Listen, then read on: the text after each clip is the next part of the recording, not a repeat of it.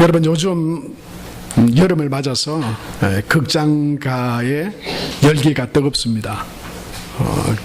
예매 순위 이런 것들을 봐도 요즘 영화에 젊은이들이든지 많은 사람들이, 국민들이 관심이 있습니다. 그 중에 특별히 이목을 끄는 영화가 하나 있죠. 기생충이라고 하는 영화입니다. 칸 영화제에서 황금종려상을 받은 작품이다. 그래서 과연 어떤 영화일까 호기심을 가지기도 하고 또 많은 관심을 가지고 보고 있습니다. 저도 이 영화를 영화관에서 한번 봤습니다. 제목이 기생충이어서 좀 이상한 영화가 아닐까, 좀 그런 우려 아닌 우려도 가지고 영화를 봤습니다. 여러분, 기생충 그러면, 기생충은 사람이나 동물을 숙주로 삼아서 그 표면이나 그 내부에서 생활하면서 숙주에 피해를 주는 동식물, 그것을 기생충이라고 그러죠. 대부분 기생충은 몸 내부에, 신체 내부에 있습니다만은, 그러나 외부에서, 외부 기생충들도 있죠. 협혈 동물 또는 모기나 진드기 이런 것들이 다 기생충에 속하는 것입니다. 이 기생충이라고 하는 이 제목, 그것에 대한 호기심을 가지고 영화를 봤습니다. 아마 이 영화를 성도들도 아마 보신 분들이 여러 계실 텐데요. 못 보신 분들을 위해서 간단하게 그 내용을 좀 설명을 드리겠습니다. 그 영화에는 두 가정이 배경이 되어서 나옵니다. 두 명의 자녀를 둔 반지하 가족 전원 백수 가정인 기택이라고 하는 송강호 배우가 주연한 바로 그 한 가정, 반지하에서 전부 다 백수입니다. 그리고 그 피자 그 포장을 이렇게 하는 그런 것을 아르바이트로 하는 그런 가정이기도 하죠. 아이들이 대학생이고 청년의 나이인데 이 인터넷이 설치가 되지 않아서 이 와이파이가 잡히지 않고, 그래서 막 이 집에 구석구석을 다니면서 이 와이파이가 잡히는 곳이 어딘가 이 구석구석 다니는 그런 가정입니다. 다른 한 가정이 또 이 영화에 나오는데, 박 사장이라고 하는 아주 유능한 IT 업체의 CEO입니다. 이 박 사장도 아내와 두 자녀가 있습니다.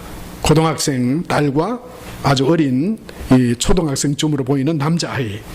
여러분, 그래서 우연히 바로 이 기택이라고 하는 이 반지하 단칸방에 살던 집에 아들이 그 친구를 통해서 이 박 사장의 집에 딸을 공부를 가르치는 그런 과외를 하게 됩니다. 그러면서 차츰차츰 이 박 사장의 집에 기사를 몰아내고, 아버지가 기택 이 송강호가 기사가 되고, 그리고 그 집안의 아들의 그 심리적인 문제를 상담하기 위해서 이 아무것도 모르는 딸이 인터넷에서 조금 배워가지고 그 박 사장 집의 딸의 그 심리를 상담하는, 미술 치료를 하는 이런 일을 하고요. 그리고 그 아내도 그 박 사장의 집에서 가정부를 하던, 오랫동안 가정부를 하던 그 사람을 교묘하게 속여서 내쫓고 그 가정부까지 하게 됩니다. 그래서 사실 이 기생충이라고 하는 영화 이 제목을 보고, 이 송강호가 주연하고 있는 이 집안이 이제 그 박 사장의 집에 전부 다 기사, 가정부, 또 아이를 가르치는 일을 통해서 다 그냥 얻어먹으니까, 이 집이 기생충이구나, 이런 생각을 했습니다. 근데 조금 있으니까 좀 반전이 일어났어요. 사실은 그 박 사장의 집은 아주 유명한 건축가에 의해서 지어졌는데, 설계되고 지어졌는데, 그 주인도 모르는 지하실이 있다고 하는 것을 알게 되죠. 그 사실은 그 집에서 오랫동안 가정부를 했던 그 여자가 사실은 그 지하 단칸방의 지하에, 그 집의 지하에 사업에 실패하고 부도가 나고, 그리고 빚쟁이에게 쫓겨다니던 남편을 그 지하에 숨겨둔 겁니다. 그래서 밖으로 나오지도 못하고 이 가정부였던 그 아내가 먹을 것을 주고, 그리고 그 지하는요, 아주 비밀스러운 공간으로 탁, 갇혀져 있었어요. 그런데 이 기택이라고 하는 송강호의 아내가 그걸 발견하게 됩니다. 우연히 그들이 다 이렇게 만나게 되죠. 그래서 서로 그 고발하겠다, 주인에게 이르겠다 이러면서 결국 원래 가정부였던 그 가정부가 계단에서 밀쳐져서 떨어져서 그만 죽고 맙니다. 그리고 그 지하에서 살아가던 그 가정부의 남편은 자기들의 자리를 다 차지해버린 그 송강호 기택 가족들을 모두 미워하게 되죠. 그래서 결국 이 영화의 끝부분에 가보면 집에 사장이었던 박 사장이 파티를 엽니다. 파티를 여는데 그때 이 지하에 숨어서 살고 있던 그 가정부의 남편이 칼을 가지고 식당에서 나와서 이렇게 아주 험난하게 죽고 사는 막 이런 일들이 벌어집니다. 근데 마지막에 이 기택이라고 하는 이 송강호가 결국은요, 마지막에는 그 집의 사장이었던 사장을 죽입니다. 그리고는 이제 자기가 살인자가 되었으니까 도망을 가는데 가다가 어디로 피하여 숨느냐 하면 원래 그 집의 지하에 혼자 몰래 아무도 모르게 그 지하로 숨게 됩니다. 마지막 엔딩 장면에 그 기택이라고 하는 이 송강호의 아버지가 어디 갔는지도 몰라요. 그리고 다 죗값을 받고 이제 일상생활을 하게 됐는데요, 우연히 그 옛날 그 집 저택이 보이는 산으로 가게 됩니다. 산에서 가로등이 그 집을 비추는 이 불빛이 반짝반짝 하는 것을 보게 됩니다. 바로 모스 부호, 그 불빛으로 누군가가 편지를 쓰고 있는 거였어요. 가만히 그것을 기록해 봅니다. 그러자 그게 바로 그 지하실 밑에서 아버지가 나 여기에 있다, 혹시 아들이 알고 내 편지를 볼까? 내가 지금 편지를 쓴다. 아들이 그걸 보고요, 알게 돼요. 그리고 마지막에 아들이 이런 상상을 합니다.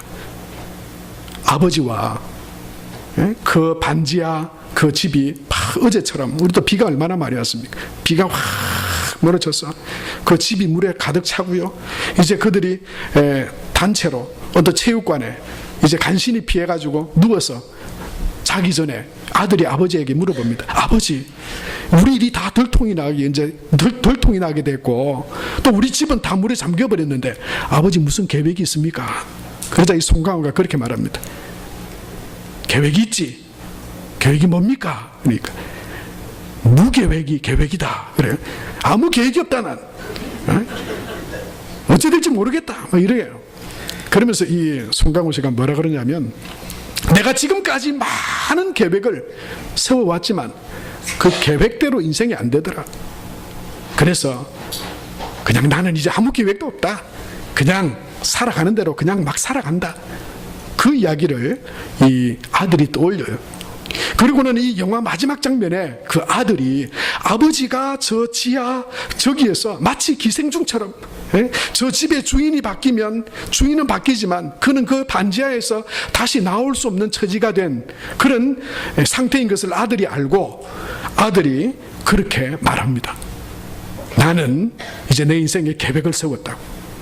무슨 계획이냐면 어떻게 하든지 빨리 돈을 벌어서 아버지가 지하에 있는 저 큰 집을 내가 하루속히 조금이라도 빨리 저 집을 사서 아버지를 지하에서 나오게 하는 것이 자기의 계획이다.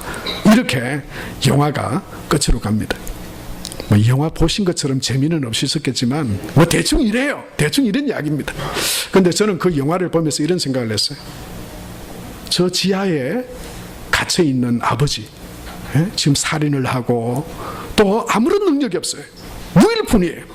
그런데 그 궁궐같이 큰 집, 그걸 살려면 얼마나 많은 돈이 필요할까요? 저는 그 아들이 아버지는 무계획이다 그랬는데 이 아들은 다시 계획을 방책을 세워요. 빨리 돈을 벌어서 어떻게 돈을 벌래? 그 생각이 들더라. 어떻게 돈을 벌어 가지고 네가 저 집을 살 수 있겠냐? 여러분 현실적으로 한번 생각해 봅시다. 그게 영화지만 그 아들이 여러분 이제 20대 후반이에요.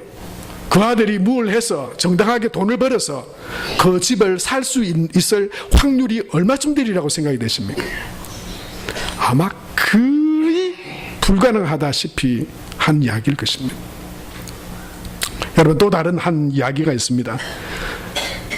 지난 29일 헝가리 부다페스트의 다뉴브 강에 33명의 한국인 관광객을 태운 유람선이 그만 그것보다 5배나 더 큰 그 바이킹 시기노라고 하는 배에 충돌이 되어서 7초 만에 그 배가 좌초하고 말았습니다.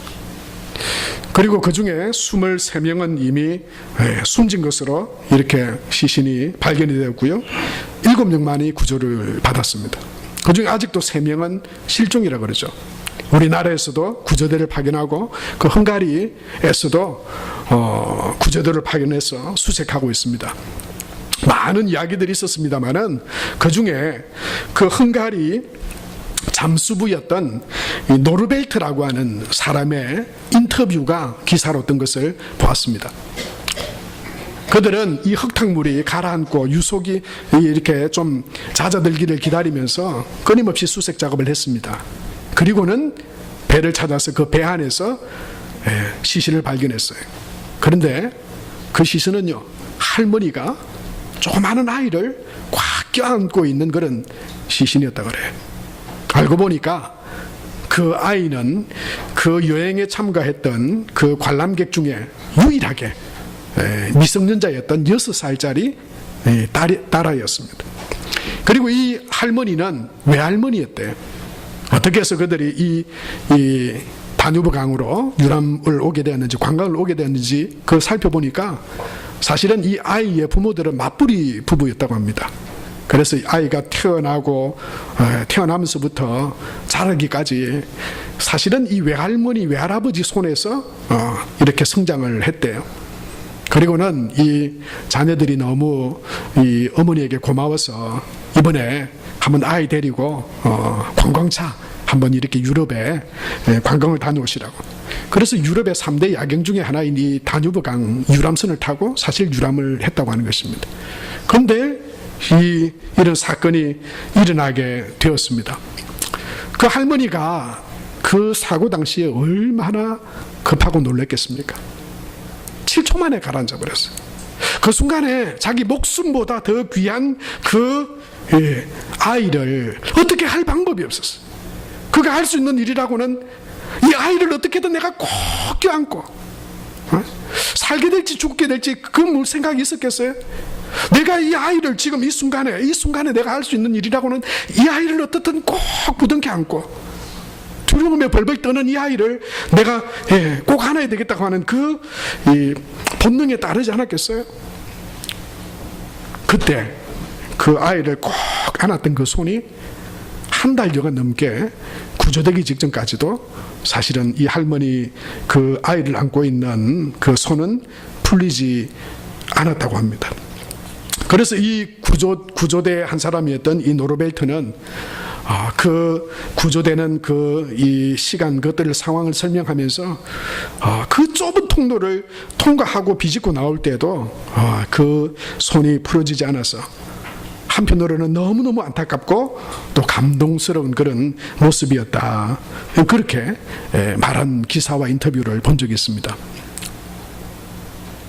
여러분, 영화에 나오는 그 기생충의 그 아들이 지하에 지금 있는 아버지를 구출할 수 있는 확률 아마 있을 수도 있겠죠.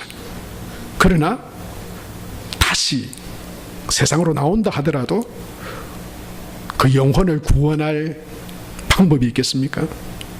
여러분, 아무리 사랑하고 정말 내 목숨보다 더 소중한 그런 대상이지만 그 아이지만 그러나 정말 눈에 넣어도 내 목숨보다 더 소중하지만 그 급박한 순간, 그 위기의 순간에 내가 해줄 수 있는 가장 좋은 것을 주고 사랑을 주고 또 귀한 것을 주기를 원하지만, 그러나 여러분, 우리는 그 사랑하는 사람이 그 위기 앞에, 인생의 절망 앞에 죽음을 직면한 그 순간에 정말 우리의 힘이라고 하는 것은, 인간이 가진 능력이라고 하는 것은 정말로 보잘것없는, 우리 삶의 여러분들은 누군가를 위해서 뭘 이렇게 두르고 있습니까? 깍지 끼고 두르고 있습니까?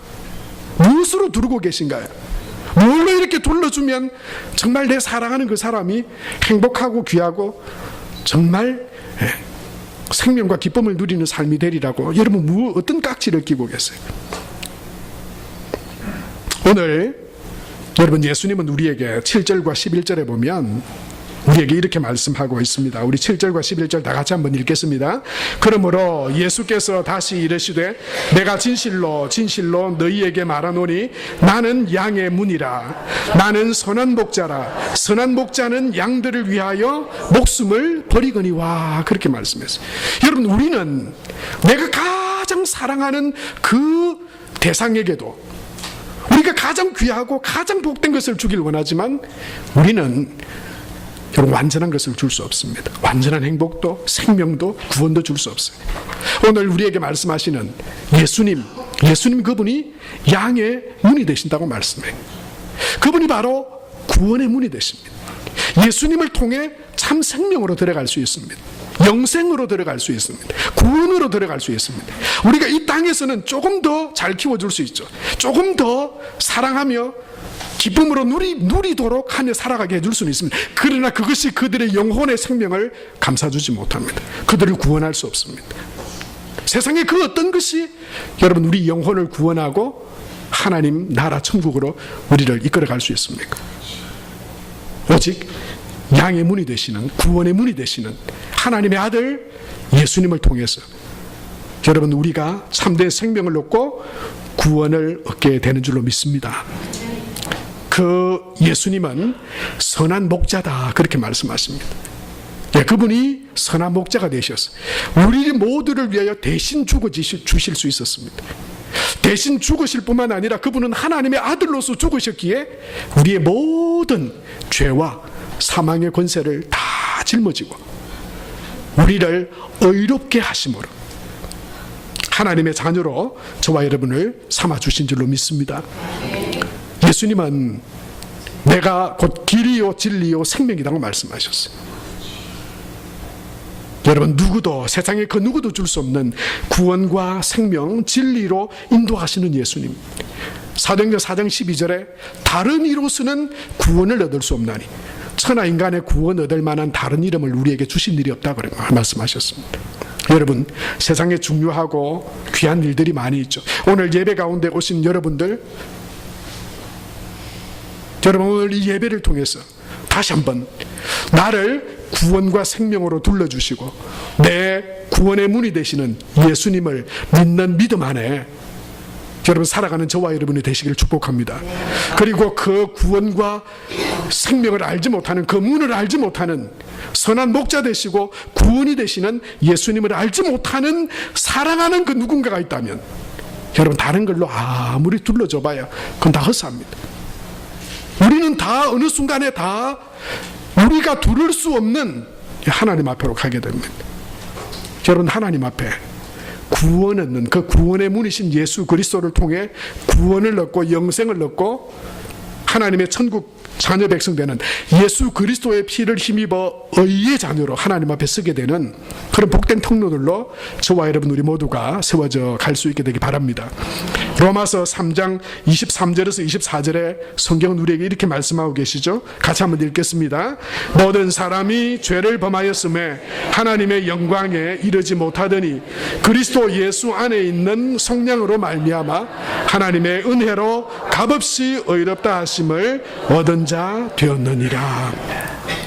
여러분, 이 시간 예수님을 나의 구주로 내 죄를 다 십자가 위에서 속량하신 분으로 여러분 이 예배에 참석한 저와 여러분 우리 모두가 그 구원의 문 되신 예수님을 영접하고 그리고 그 우리를 의롭게 하시는 그 믿음을 의로 여기시는, 여러분 그 믿음의 의를 찬양하고 전하는 그런 복된 통로로 살아가는 저와 여러분 될 수 있게 되길 바랍니다. 그런데요, 그렇습니다. 구원 얻을 다른 길은 없습니다. 생명 얻을 다른 길은 없습니다. 오직 예수 그리스도를 통해서 우리는 구원에 이르고 의에 이르고 영생에 이를 수 있습니다. 그런데 그것뿐만 아니라 구원 얻은 우리가 이 땅에서 살아가는 동안 그냥 구원 얻었는지 말았는지 여러분 그런 의식이나 힘도 없이 여러분 우리가 그렇게 살아가는 것을 하나님 원치 않았어요. 구원 얻은 하나님의 자녀로서 하나님의 은혜를 힘입고 또 하나님의 영광이 되고 또 기쁨 가운데 하나님의 복음의 증인되는 그런 복된 믿음의 삶을 하나님은 우리를 통해 살아가기를 원하십니다. 오늘 말씀에도 그렇게 기록하고 있어요. 9절과 10절 말씀에 보면 이렇게 말씀하고 있죠. 우리 같이 한번 읽겠습니다. 내가 문이니 누구든지 나로 말미암아 들어가면 구원을 받고 또는 들어가며 나오며 꼴을 얻으리라. 도둑이 오는 것은 도둑질하고 죽이고 멸망시키려는 것뿐이요 내가 온 것은 양으로 생명을 얻게 하고 더 풍성히 얻게 하려는 것이라. 그렇게 말씀했어요. 여러분 구원을 받고 생명을 얻고 이거로 끝나지 않았어요. 구원을 받고 또는 들어가며 나오며 꼴을 얻으리라 그렇게 말씀하셨어요. 여러분 우리에게 생명을 주실 뿐만 아니라 10절 끝에 보면 생명을 얻게 하고 더 풍성히 얻게 하려는 것이라 이렇게 말씀하셨어요. 그렇습니다. 하나님은 구원받은 저와 여러분이 이 땅에 살아가는 동안 뭐 실패자나 패배자나 세상의 어떤 어려움 가운데 그냥 주눅 들고 절망하고 패배자로 살아가기를 하나님 원하지 않으신다는 겁니다. 생명을 얻고 구원을 얻어서 들어가며 나오고 꼴을 얻고 그 생명으로 더 풍성하게 되기를 원하신다. 이것이 하나님의 말씀이고 구원 얻은 저와 여러분을 향한 하나님의 마음이라고 하는 것입니다. 여러분 그렇다면 어떻게 하면 우리가 더 풍성한 꼴을 누리고 세상에서 하나님의 기쁨을 누리고 생명으로 더 풍성하게 하고 생명으로 더 풍성하게 한다는 게 뭡니까? 생명력이 넘쳐서 기쁨이 넘쳐서 그것을 막 전하고 행복의 구원의 기쁨의 바이러스가 되고 이런 거 아니겠어요? 어떻게 하면 우리가 그런 은혜의 복된 믿음의 삶을 그리스도인으로서 구원받은 자로서 살아갈 수 있느냐라고 하는 것입니다. 여러분 그것은요 바로 우리를 선한 목자가 되시고 또 우리를 하나님의 자녀 삼으신 하나님의 말씀을 따르고 목자 되신 예수님을 따라 살아갈 때 날마다 하나님의 말씀에 순종하고 내가 믿음의 주요 또 온전케 하시는 예수님을 날마다 바라보며 믿음으로 그 말씀을 따라 순종하며 살아갈 때 하나님께서 꼴을 더 하시고 더 풍성하게 하신다라고 하는 약속입니다. 어떤 분들은 어떻게 그렇게 살아갈 수 있어요? 여러분 이렇게 처음부터 마음이 다쳐 버리는 사람도 있어요. 그러니 복을 못 얻죠. 하나님의 말씀입니다. 이건 그렇게 살아가면 더하여 주십니다. 여러분 이런 믿음으로 하나님 말씀을 쫓으시기를 축복합니다. 믿음을 쫓으시기를 축복합니다. 누가 그렇게 그렇게 살아간다고 뭐가 돼? 해봤나요? 안 해본 사람이다 그런 이야기하는. 해보세요. 그 말씀을 따라 순종하며 살아가 보세요. 예수님을 날마다 나의 주로 고백하며 믿음 가운데 살아가 보세요. 그렇다면 하나님께서 이 약속하신 말씀대로 더 풍성하게 하시고 들어가며 나오며 꼴을 얻게 하시는 은혜와 축복을 우리 가운데 주실 줄로 믿습니다. 그렇지 않다면 하나님의 약속은 다 거짓이에요. 하나님의 말씀은 다 거짓입니다. 왜요? 이것이 하나님의 말씀이니까요. 신명기 28장 1절에서 6절에도 하나님은 우리에게 분명하게 이렇게 말씀하고 계세요. 내가 내 하나님 여호와의 말씀을 삼가 듣고 내가 오늘날 내게 명하는 그 모든 명령을 지켜 행하면 내 하나님 여호와께서 너를 세계 모든 민족 위에 뛰어나게 하실 것이라. 내가 내 하나님 여호와의 말씀을 순종하면 이 모든 복이 내게 임하며 내게 미치리니. 그러면서 여러분 어떻게 말씀합니까? 4절부터 보면 이런 복을 받게 될 것이라고 말씀하고 계시죠. 4절부터 같이 읽겠습니다. 내 토지의 소산과 내 짐승의 새끼와 소와 양의 새끼가 복을 받을 것이며 내 광주리와 떡 반죽 그릇이 복을 받을 것이며 내가 들어와도 복을 받고 나가도 복을 받을 것이니라. 아멘. 들어가며 나오고 복을 받으리라. 꼴을 얻으리라. 여러분 똑같은 말씀이죠. 내가 들어와도 복을 받고 나가도 복을 받을 것이니라. 여러분 우리가 믿음 안에서 하나님의 자녀로서 꼴을 누리고 더 생명으로 풍성하게 하시길 원하시는 하나님의 약속의 말씀이 분명히 믿는 우리에게 주어진 하나님의 약속입니다.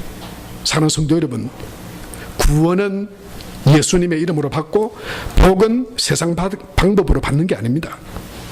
그건 진정한 복된 믿음의 삶이 아니에요. 예수 그리스도를 믿음으로 구원을 받고, 할렐루야. 맞죠? 예수 그리스도를 믿음으로 구원을 받고 하나님의 말씀에 순종함으로 세상에 주시는 하나님의 은혜와 복을 누리게 되는 줄로 믿습니다. 이것이 하나님의 약속입니다.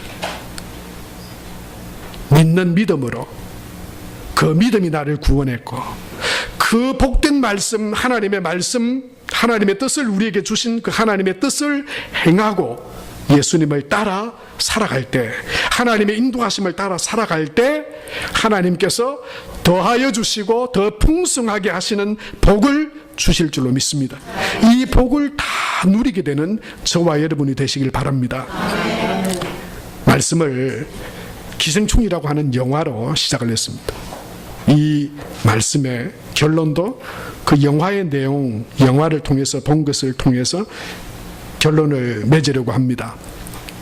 저는 사실 이 기생충이라고 하는 영화를 보면서 그 영화의 첫 장면에 제가 그 영화를 통해서 받아야 할 은혜는 다 받았습니다. 왜 그런가 하면 영화를 보는 거의 처음 장면에 제가 잘 모르는 영어 단어지만 비슷하게 보이는, 저게 무슨 의미지라고 생각하는 단어 하나가 화면에 탁 비춰졌습니다. 그게 바로 이런 단어였어요. 기생충이라고 하는 패러사이트라고 하는 단어였습니다. 그런데 이 기생충이라고 하는 단어가 저는 패러사이트 이런 단어인지 몰랐어요. 근데 한 가지는 알았습니다. 뭐냐면 앞에 있는 P-A-R-A라고 하는 이 패러라고 하는 것이 성경에 나오는 어떤 단어에 시작하는 말과 똑같다라고 하는 것은 알았습니다. 그래서 제가 저건 뭐지? 라고 생각했어요. 이 패러사이트라고 하는 것은, 패러라고 하는 것은 그리스어로 보면 무엇 옆에 이런 의미입니다.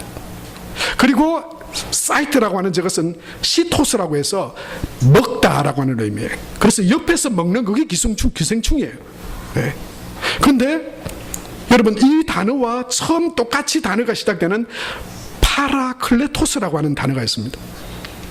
이게 무슨 뜻이냐면 옆에서 위로하다, 옆에서 듣다, 옆에서 인도하다, 옆에서 위로하다 라고 하는 의미로 만들어진 헬라어 단어인데요, 그것이 바로 성령이라고 하는 단어입니다. 여기서 영어가 이 파라시트라고 하는 데서 영어가 나오는데요, 뭐냐면 파라크리트라고 하는 변호사, 성령이라고 하는 그런 단어가 여기에서 이 어원에서 출발되었다라고 하는 것입니다. 저는 그 단어를 딱 보는 순간에 그런 마음이 들었어요. 기생충? 그것은 우리를 죽이잖아요. 내 안에 있고 내 곁에서 우리의 생명을 갉아먹는 거잖아요. 우리를 병들게 하는 거잖아요. 우리로 죽음에 이르게 하는 거잖아요. 그게 기생충이에요.